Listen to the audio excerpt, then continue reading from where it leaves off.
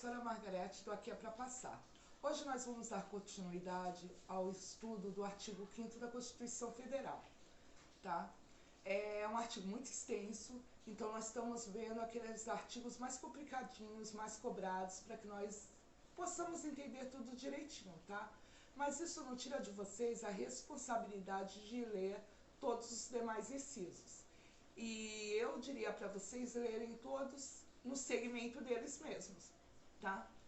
Outra coisa, no grupo lá do WhatsApp tá o material. E lá eu destaquei alguns incisos em vermelho, que são justamente os que eu vou falar aqui, tratar aqui. E aqui na descrição do vídeo provavelmente também tem o material, tá? Então imprima, abra, leia, tá? Fique pronto para a sua prova. Vamos lá? 53. Ninguém será processado nem sentenciado senão pela autoridade competente. Nós já falamos isso na aula anterior. Isso nada mais é do que o princípio do juízo natural, né?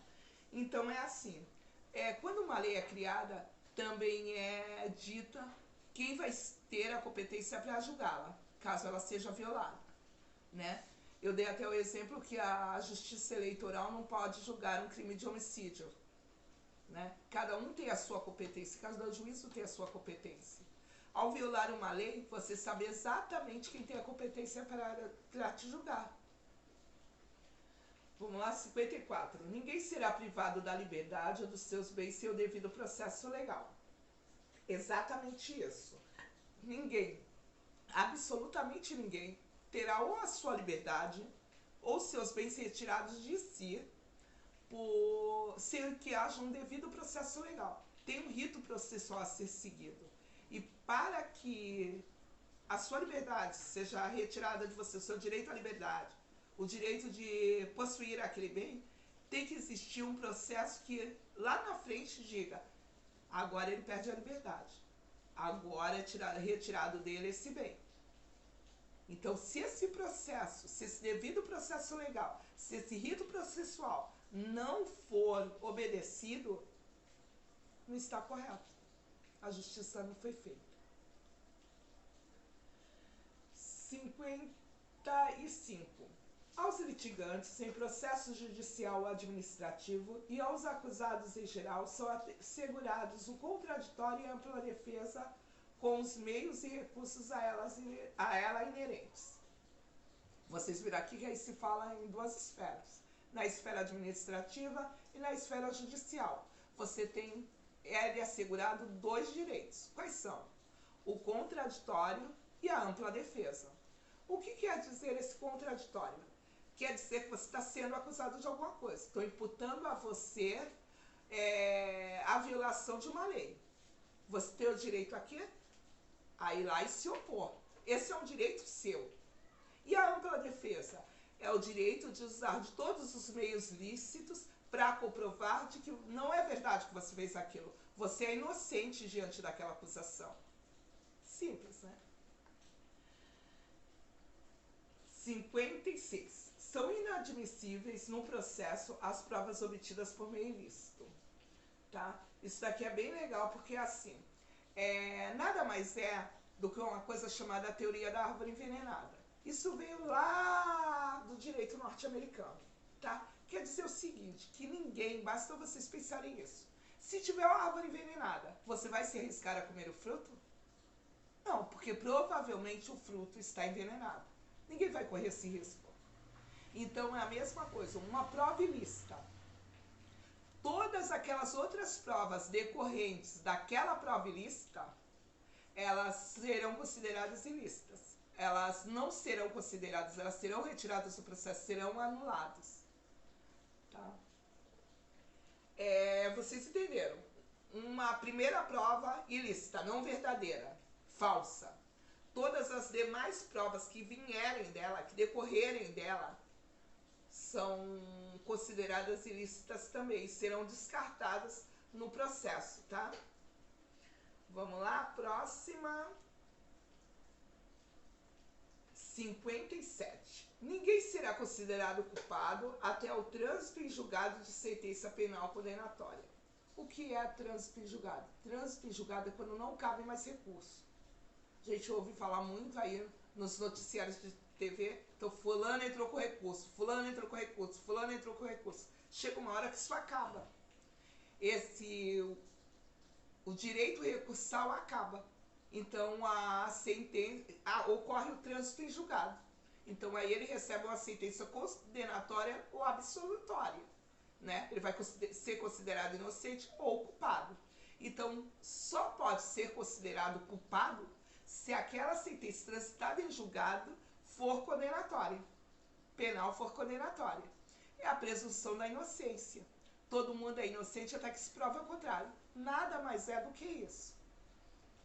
E a prova é quando? Lá no final, quando foi dado a ele todo o direito de ampla defesa, ele entrou com todos os recursos, ofereceu todas as provas de que ele dispunha e mesmo assim se comprovou que ele era culpado. Tá? Ampla defesa. Simples assim. 60. A lei só poderá restringir a publicidade dos atos processuais quando a defesa da intimidade ou interesse social exigir. Então é assim. Qual que é o geral, a regra geral? A regra geral é que os atos processuais são públicos. Mas existem casos em que aquela publicidade não vai trazer um bem social, né? Não vai ferir a intimidade daquela pessoa que está sendo investigada, que está sendo processada. Então ele segue segredo de justiça, né? Trazer à tona aqueles detalhes do processo não vai fazer bem a ninguém, não vai fazer bem à vítima, não vai fazer bem à sociedade, não vai fazer bem a ninguém. A gente ouve falar que muitos processos, geralmente os de família, eles vão andando em segredo de justiça, eles são, o processo caminha em segredo de justiça. Tá? Essa preservação da imagem, para não ferir a imagem, a intimidade da pessoa. Vamos ao próximo. 61. Ninguém será preso senão em flagrante delito ou por ordem escrita e fundamentada de autoridade judiciária competente, salvo nos casos de transgressão militar ou crime propriamente militar, definidos em lei. Então vamos lá, vocês precisam entender isso, que salvo nos casos de transgressão militar, ninguém será preso senão em flagrante delito, salvo nos casos de transgressão militar ou crime propriamente militar definidos em lei. Então existe lá a definição em lei, esse militar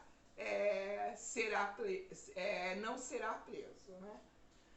Mas vamos lá na primeira parte aqui, que é o que nos interessa. Ninguém será preso senão em flagrante delito. Tá. Agora eu estava falando sobre esse inciso da aula e o meu marido falou assim, mas como?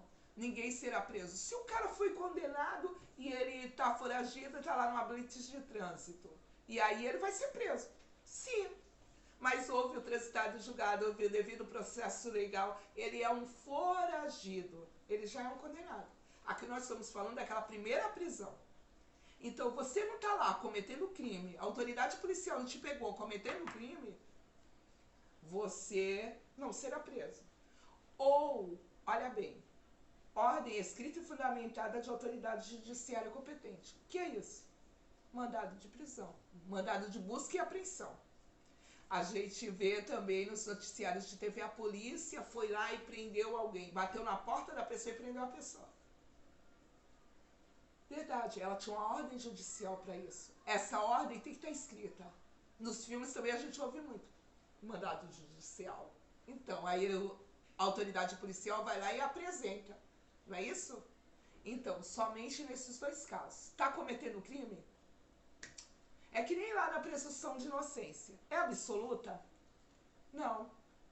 Todo mundo é inocente até que se prove ao contrário. Mas existem dois casos em que não tem nada a ver isso.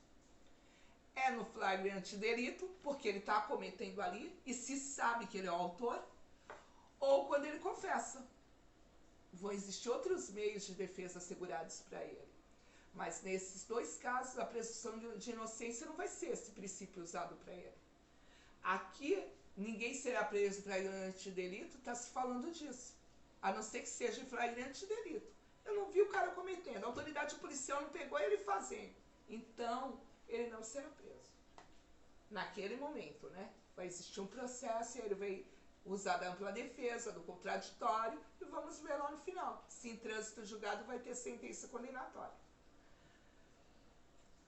63. O preso será informado de seus direitos, entre os quais o de permanecer calado, sendo-lhe assegurada a assistência da família e de advogado. Simples assim. Todo mundo tem o direito de permanecer calado. Todo mundo já ouviu essa frase num filme que é: você tem o direito de permanecer calado, tem direito a um telefonema e a um advogado. Se você não puder pagar, o Estado lhe fornecerá um. E tudo que, se você falar, você tem o direito de permanecer calado. E tudo que você disser poderá e será usado contra você. Certo? Então, é aquele direito. Eu tenho o direito de ficar caladinha, porque eu não vou produzir prova contra mim mesmo. Eu não vou produzir coisas que podem ser usadas contra mim.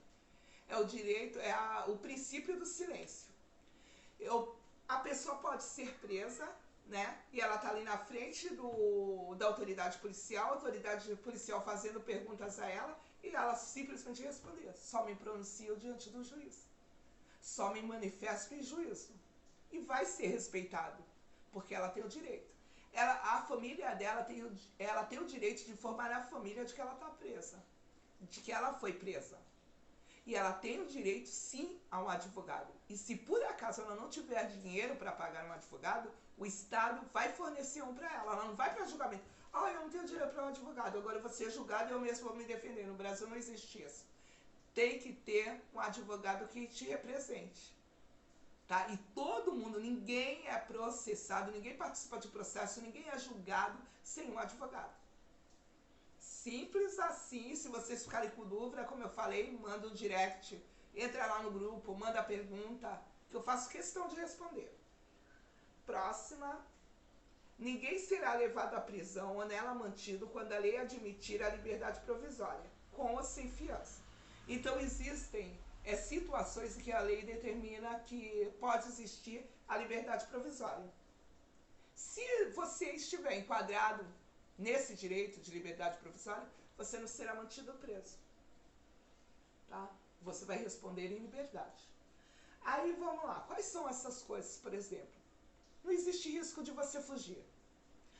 Não existe provas de que você continue cometendo aquele mesmo crime. Continue tendo uma prática delituosa. Você não está pondo em risco o processo. Você não está ameaçando as testemunhas. Então você tem direito à liberdade provisória. Entendeu? 67. Não haverá prisão civil por dívida, salvo a do responsável pelo inadimplemento voluntário e inexcusável de obrigação alimentícia, e do depositário infiel. Sobre o depositário infiel nós já falamos no anterior, né? Acho que na primeira aula nós falamos do depositário infiel. E o que seria inadimplemento? Falta de pagamento. Você deixou de pagar, está em dívida. Inexcusável é aquilo que você não pode se furtar a obrigação de fazer. Está determinado que você faça, você tem a obrigação, independente de qualquer coisa, de fazer. Aqui nós estamos falando de prisão civil. O que é a prisão civil? A prisão civil, geralmente ela é cumprida dentro da delegacia e com pessoas que cometeram o mesmo crime civil que você. Você não fica lá misturado com todos os demais presos, né, que tem uma prisão penal, né, estão ali recolhidos por terem violado uma lei penal. E o que é essa obrigação alimentícia? É o que a gente fala que aqui no Brasil da cadeia mesmo, que é a falta de pagamento da pensão alimentícia. Tá bem? Vamos parar por aqui. Logo, logo a gente volta e fala dos demais incisos, tá? Deixa um like aqui na aula, deixe sua crítica se você não gostou. Entra lá no nosso Instagram, entre em contato comigo no nosso grupo VIP do WhatsApp, faça sua pergunta se você tiver com alguma dúvida e até a próxima. Boa noite!